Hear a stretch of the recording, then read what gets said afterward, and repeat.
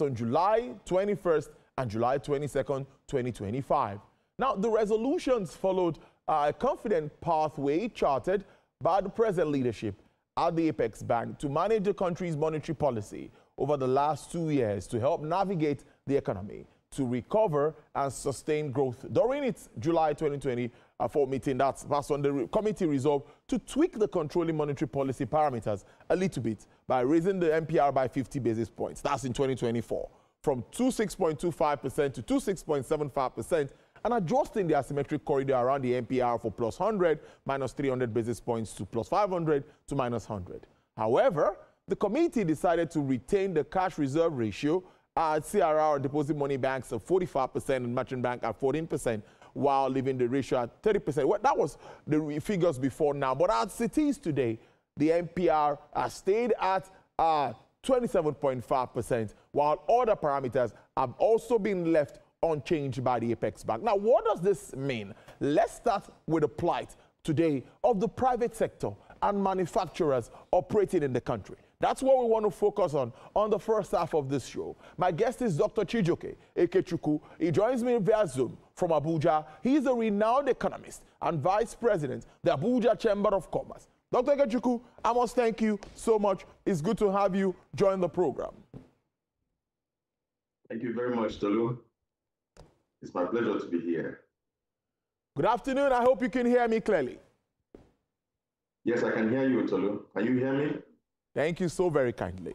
Well, let me start again by asking you the question that what were you expecting? Did you think that there was going to be any shift? Analysts like you have argued that considering what we had on ground, there was no need for any shift in rates, particularly at this time. How does that come to you? Yeah, before the meeting, before the MPC meeting, I had two expectations. One was to hold the MPR, which was actually what happened. The next was just to drop the MPR just by very minimal basic points.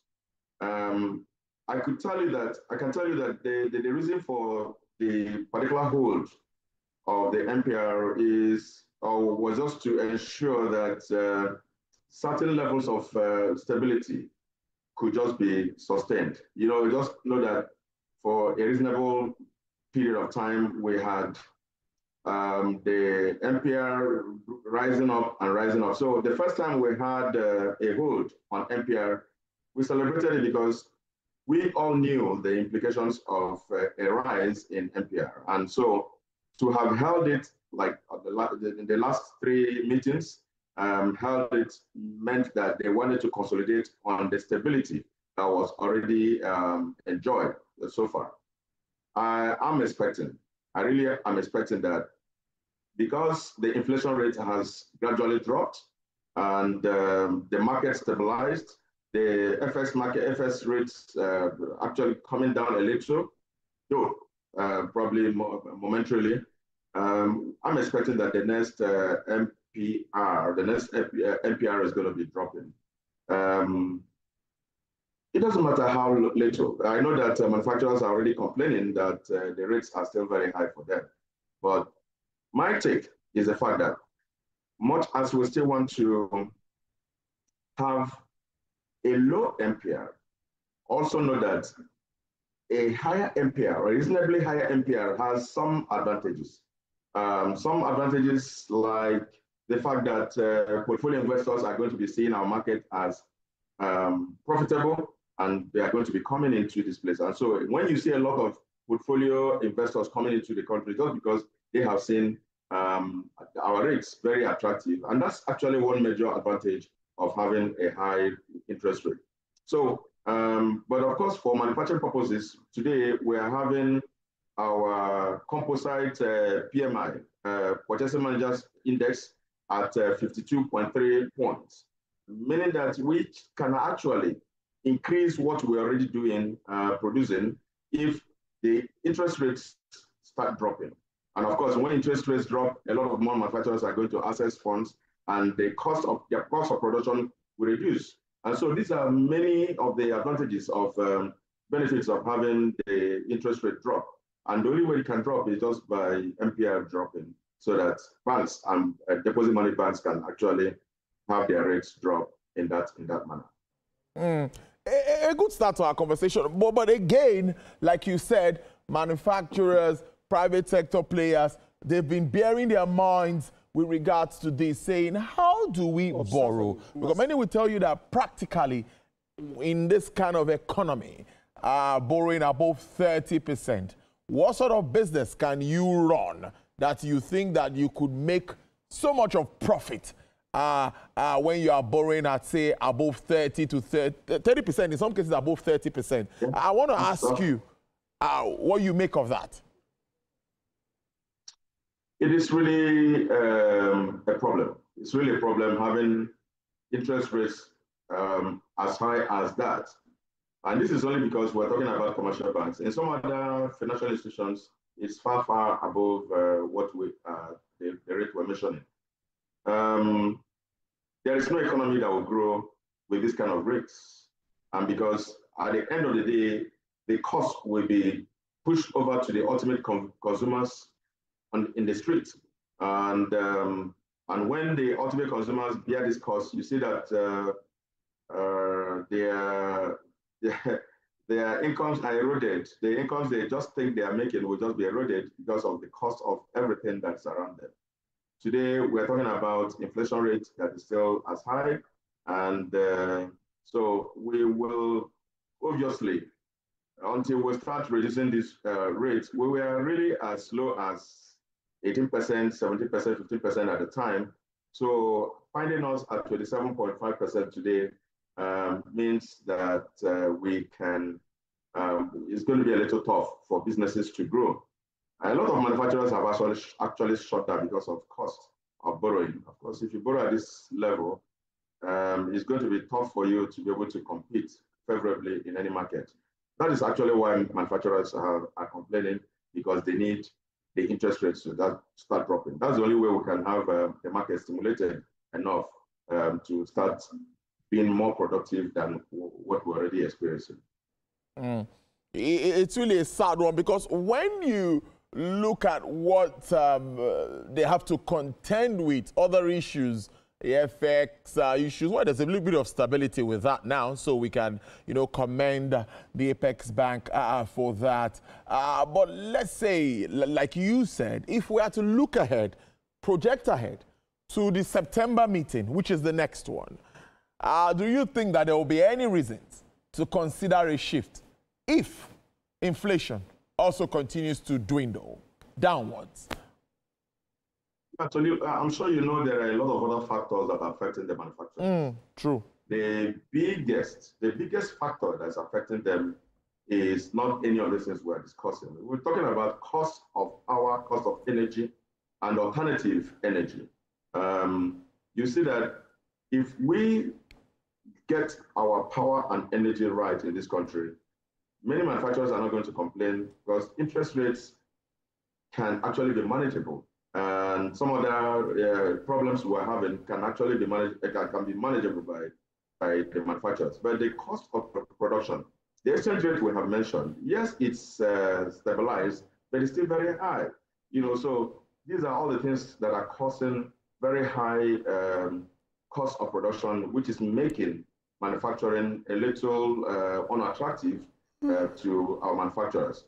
So we need to deal with the other factors that are responsible for high cost of production, which we have always said: energy, power, and alternative, of course, cost of petroleum product, which is the alternative sources of production of power. So when we do that, you see that the impact of interest rates may not be so much to the average manufacturer, because it's not all the time they continue to borrow, and of course they can make do with what they're borrowing. But again, you also see that the high interest rate is, like I said, driving in more portfolio investors, to the extent that we have many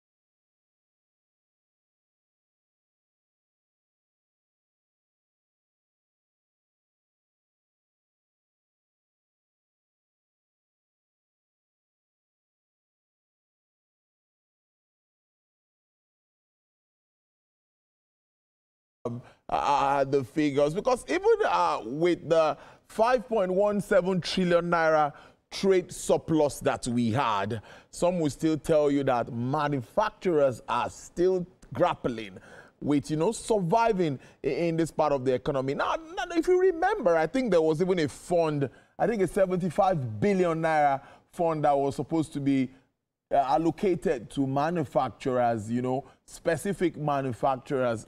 You say to me, I want to ask you, how many of these funds are manufacturers really able to access?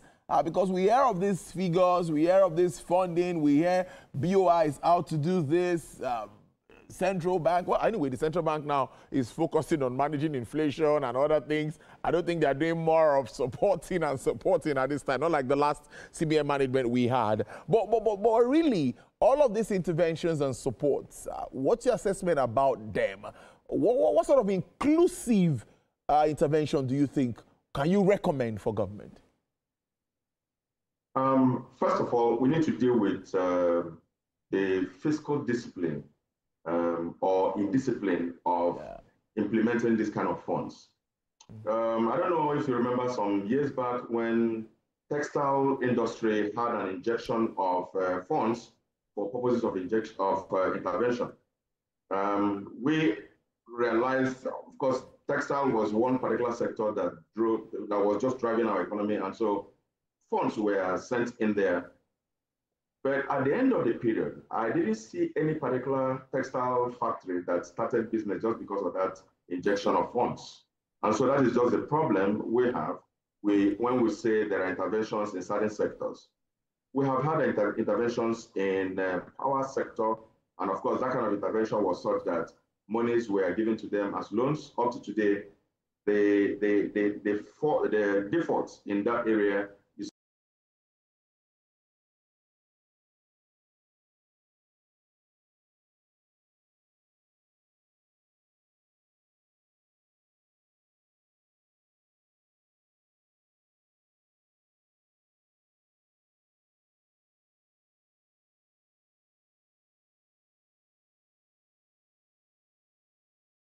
there is an intervention to take place in any particular sector. If you say intervention is going to take place in power sector, many people are going to be answering power sector players. And that way, but there's nobody monitoring. There's nobody following up on all these things to make sure that we are monitoring to make sure that these monies are really going to the actual investors in these manufacturing sectors. And so can't we do it right for the first time so that we will not continue to waste government money, taxpayers' money on people who are really not people in this sector? No, that's the question. Yeah, great one. Almost finally, we almost, the Nigerian First policy, which I know we talked about this, is also something that we've been talking about, and manufacturers will tell you that capacity is also something that is important around this, because I think if we promote in-country production, empower these manufacturers, that's when that can become a reality. I also have an argument, listening to an analyst online saying a consumption nation or a nation that consumes is also a productive nation. If a nation doesn't consume, there is also a problem. So how do we balance all of this in your thoughts, Dr. Ekechukwu? When we say a consumption nation, what it means is that we are importing most of the things we consume. A productive nation is a nation that produces what it consumes. And so when we are saying first economy, we are saying that let us consume all the things we manufacture. And things we can manufacture, we shouldn't just go outside the country to start looking for them. We just have to use things we manufacture to make do. For example, we are talking about what we are showing is a factory for shoemaking. If we have such factories for shoemaking, why do we have to go importing shoes, say for the military, for NYSC, for all the people that use them in masses?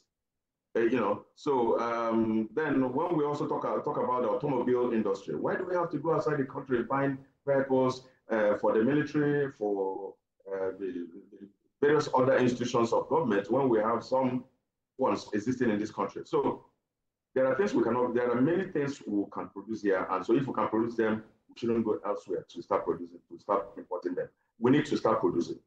That way we'll become a productive country. Instead of consuming, if we're consuming, we're consuming imported goods and services, and that way we're going to be spending much of our funds trying to import all these things, and that affects a lot of things in our monetary policy control. Now, almost finally, Dr. Ekechukwu, another argument with regards to inflation, where we try to address the drivers of inflation. There are a lot of them. We've identified some of them during this conversation. The argument on one side is also that Nigeria needs to revisit its investment policy, its industrial policy, and also all of this. Now, all of this will come together to help us actually drive down inflation figures. I don't know what you think around that line. Yeah, I agree with this. You know, I've also mentioned this a lot of times in the past. Now, if we have something we call industrial park in some locations of the country, if we decide that every state government has an industrial area or something we call industrial park, where they're going to have shared services of electricity, shared services of water, road network, and many other shared services, you see that cost of production is going to be drilled down, going to be reduced drastically, because citizens of Nigeria are domiciled in various state governments, the states of the federation. If we have every state government saying, look, I'm going to earmark a particular area, call it an industrial park, and allow manufacturers or business people to just come in there, they're not going to be paying certain taxes, and they're going to be sharing costs. And you provide them certain things like power that are going to be sharing the cost on. You see that cost of production is going to reduce. But if we allow people to provide their own power, their own water, their own security, and their own facilities, well, there's no way. It's going to be overwhelming on them. And so when it's overwhelming on them, they cannot compete favorably with goods that are imported. That's the goods that have very low cost of production will be imported into this country, and you see that, and that is why many manufacturers are not in business today, because they can't compete favorably in the market. Now, finally, before I let you go, finally. Yes, finally. Doc, you know, we've talked about stability in the foreign exchange market. And many have commended the Apex Bank. And when the CBN governor was reeling out his speech, he says, as of the last check, our external reserve stands at about $40 billion US. Quite impressive. But some say we could do better. That's one. They're now saying that our FX that we've seen this stability is likely coming at a cost. Do you also think that we are still trying to manage the flow? Yes, we've gotten that stability, I agree. But, or do you think that it is right, let me ask maybe that way, for the Apex Bank to try to manage the flow of our forex? One of the major duties of the Apex Bank, yes, is monetary policy and stability in that regard. Okay. So the issue of managing or intervening to make sure that the market is stabilized is a major function of the CBN.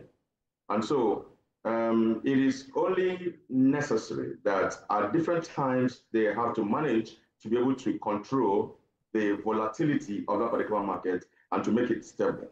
And so you see that the question actually should be the type of growth we have seen in our foreign reserve.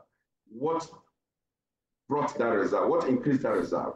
Was it as a result of increase in production, or as a result of increase in our exports, or as a result of funds that were borrowed into the system?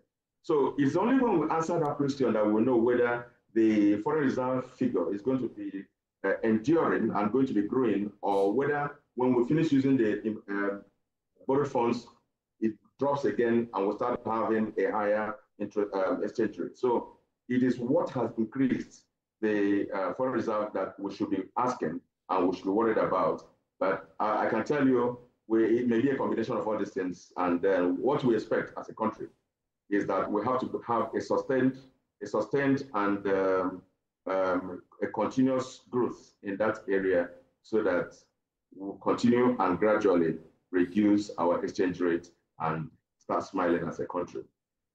Dr. Chijioke Ekechukwu is a renowned economist, Vice President, Abuja Chamber of Commerce.